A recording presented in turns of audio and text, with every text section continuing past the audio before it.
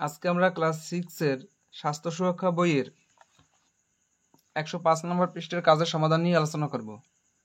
দেখো, এখানে বলা হয়েছে গল্প অনুযায়ী কোন চরিত্রের সাথে নিচের কথাগুলো মিলে তা নিয়ে চিন্তা করে হ্যাঁ বা না বা প্রযোজ্য নয় লিখি।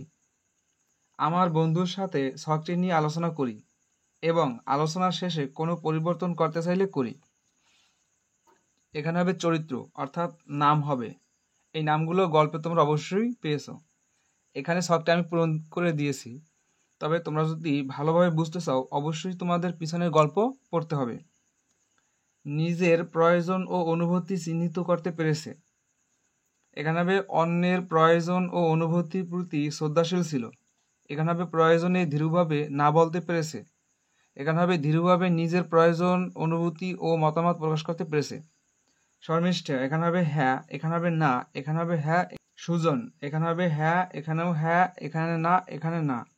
মাহিন, এখানে হবে হ্যাঁ, এখানে না, এখানে হবে না, এখানে হবে না।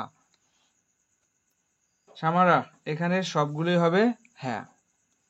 তোমরা অবশ্যই বুঝতে পারছো, যারা পিছনের গল্প পড়ছো তারা এগুলো বুঝতে পারছো। নিচের প্রশ্নগুলো পরে উত্তর তৈরি করি। বন্ধুর সাথে প্রশ্নগুলো নিয়ে আলোচনা করি এবং আলোচনার শেষে কোনো পরিবর্তন করতে চাইলে করি। দেখো, এখানে প্রশ্ন দিয়েছে, এখানে তোমাদের উত্তর লিখতে হবে। এখানে প্রথমে বলা হয়েছে সামারা শর্মিষ্ঠাকে কি বলতে পারত। এর উত্তর হিসেবে আমরা লিখতে পারি থামাতে পারত এবং বলতে পারত সাইকেল কেনা বা না কেনা ওর ব্যক্তিগত ব্যাপার। যাই হোক, এখানে কিন্তু ব্যক্তিগত ব্যাপার লেখা।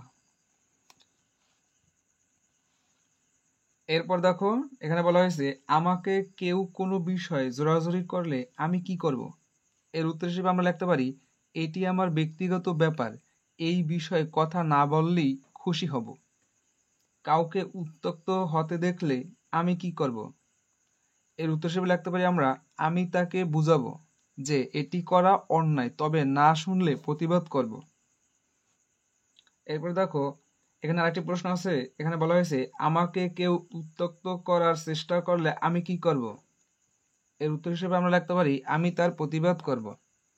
যাই হোক, আশা করি তোমরা বুঝতে পারছো। এতটুকুই ছিল তোমাদের 105 নম্বর পৃষ্ঠার কাজের সমাধান।